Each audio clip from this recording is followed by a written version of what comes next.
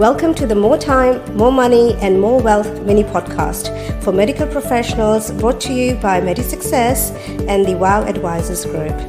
This podcast is dedicated to medical professionals who would like to work smarter, not harder, earn significantly more income and create astonishing wealth. Now, let me introduce you to our host today, Hitesh Mohanlal. Hello, it's Hitesh Mohanlal here, and as that previous introduction said, I am a specialist advisor to medical professionals, and I work specifically on how a medical professional can work less, how they can generate either the same income or more income, and then using that income, because most medical professionals earn quite a lot of money, how do we use that income to generate exceptional wealth? Now, I practice what I preach, so I only do 3 days a week, and I do that only because I want to, not because I have to. And I probably take anywhere between 12 and sort of 16 weeks annual leave as well, and I've built enough outside wealth outside the business so that I do not actually have to work on a day-to-day basis.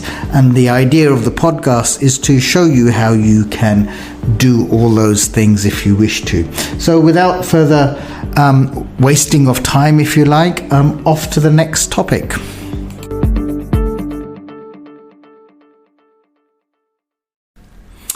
Hello and welcome to episode 4 of our podcast, which relates to more time, more money, more wealth.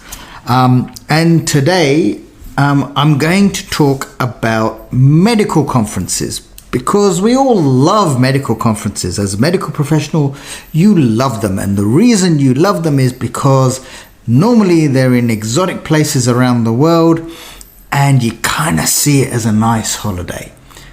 There are, however, 1 or 2 problems, and that's because if you know and you think that there are a nice time to have a holiday, you can bet your bottom dollar the ATO know too.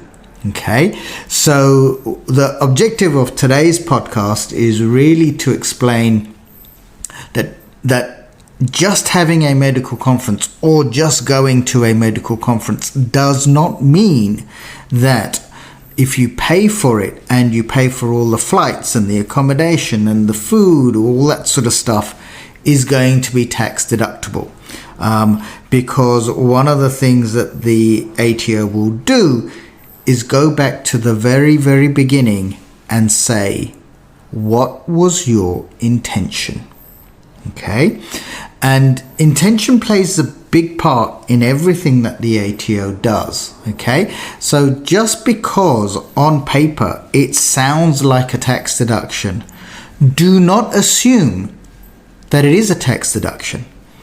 Okay, and when I go back to intention, what the ATO are basically saying is, when you made the decision to go to this conference, what was your initial intention?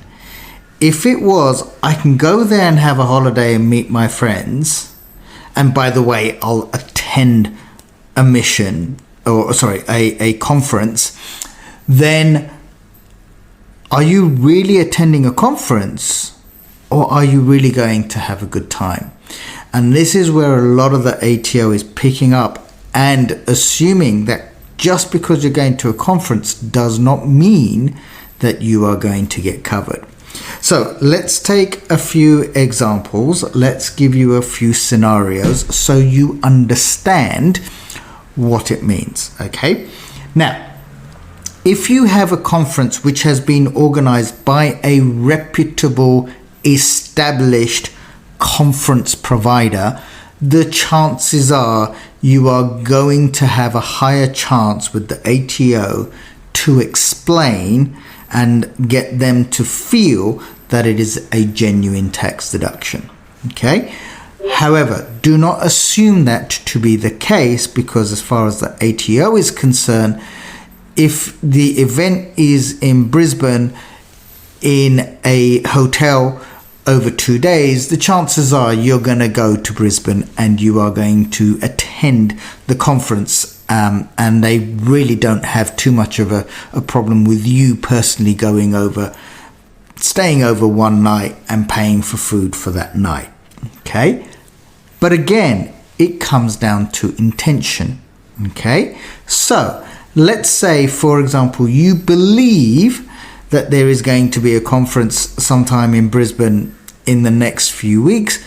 You kind of like the topics, but it's not really relevant to what you do.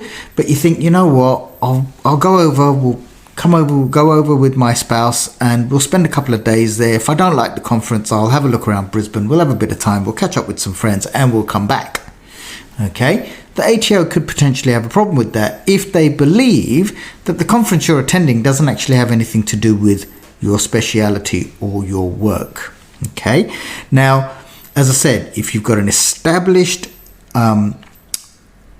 entity that is doing conferences on a regular basis, you are likely to be okay. If, however, and this is becoming more and more common, that a bunch of medical professionals get together and they say, you know what, we're going to have a conference and we're going to have it in Fiji, we're going to have it in Indonesia, we're going to have it in Malaysia, we're going to have it in New Delhi, or we're going to have it in various places, okay? And they're expecting all these doctors to fly out, okay?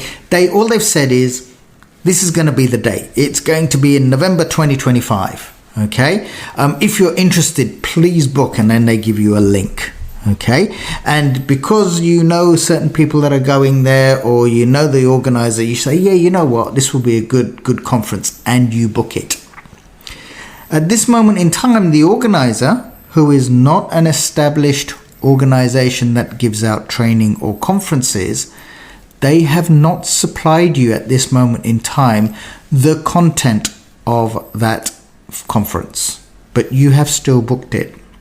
Okay, and what the ATO is going to come back to you and say, well, hold on a second, if you don't even know what the content is, why would you book this? We don't think you are going because of content. We think you are going because it happens to be in Malaysia, it happens to be in New Delhi, it happens to be in Fiji, and this is more about a bunch of doctors who know each other getting together and have a good time. We are not going to give you a tax deduction for it. Okay. And this is where you've got to be really, really careful. Okay. We've had some doctors who've said, you know what, we're going on a cruise, and on the cruise, we're going to sit down in this room. We booked a room out, and we're going to go through some, medical scenarios and this and that and all the rest of it. Yeah, that's not going to work. Okay. From an ATO perspective, that is not going to work. All right. For the basis that basically, look, you don't need to go on a cruise to understand this, okay? And why would you want to pay extra to go on a cruise to learn about something these people can organize in Brisbane? Okay, they will turn around and say, yeah, if you want to go and you want to spend the money, that's fine, that is up to you. You're just not going to get a tax deduction for it, because we do not believe the sole intention of going on the cruise is for additional education. And this is where you got to be careful, and this is where intention comes in. Okay, so if you do have friends or things like that who are organizing these sort of things, then you do have to be careful. You got to make sure the timing all makes sense. Okay, so you cannot book, for example, a conference ticket if you don't really know what the conference is about. You cannot book airline tickets and hotel accommodation unless those dates have been confirmed. Okay, you should be booking your conference tickets before your accommodation, for example. Okay, you should be booking your conference tickets before you book the flight. If you book the flight before you book the conference ticket, then you're basically telling the ATO the conference doesn't matter. If they came back and said the conference is now full, your intention was you still wanted to go out anyway. Okay, so these things make a difference, and it's very important that you understand the timeline. It's very important that you understand what intention actually is. Okay, now let's assume, for example, that you are going on a conference It's properly booked. It happens to be in Barcelona, for example. It's a genuine conference. Let's say it's on cardiology and you are a cardiologist. Okay, so you're going over. It's a 4-day conference. Okay, and you think, well, you know what? If I'm traveling all the way to Australia and I'm going to go to Barcelona, I'm not going to just go there for 4 days. I might as well go with my wife, and you might even decide to take your kids with you. Okay. What is the position then? Okay. Now, generally the ATO do not like spouses and children going. Okay. And many people will say to me, yes, but my spouse helps me in my medical business. She is a practice manager, for example, or he is a practice manager, either way. Okay. And again, it comes back to intention and the need. Okay, so if it's a practice manager's course, or the conference is covering a significant amount of its time on practice management, then your spouse going over and learning about practice management makes sense. If you are in practice management, you're a practice management, and the doctor is a cardiologist, and you are both going to a cardiologist convention or cardiologist conference, then the ATO is going to say, yeah, look, we can understand the cardiologist going, but why is the practice manager going? The practice manager doesn't need to go on this conference. We are not going to allow that to happen, because we believe she or he is your spouse, and that is why you're taking them, and B, we think it's for more of a holiday than a conference. So you got to be careful with that. With kids, generally they will never ever allow kids as a tax deduction.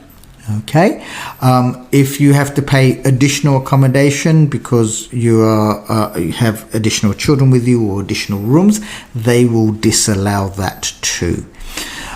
If you are going over for 10 days, right? You're staying over for 10 nights. The conference is only 3 nights. Accommodation will be split accordingly. So you can claim the days that you are at the conference, maybe a day before and maybe a day after, to account for traveling.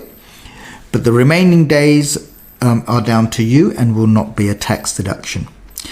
Generally, the flights will be, if your specialism or whatever it is you are doing medical services for is relevant to the conference, your flight will be a deduction.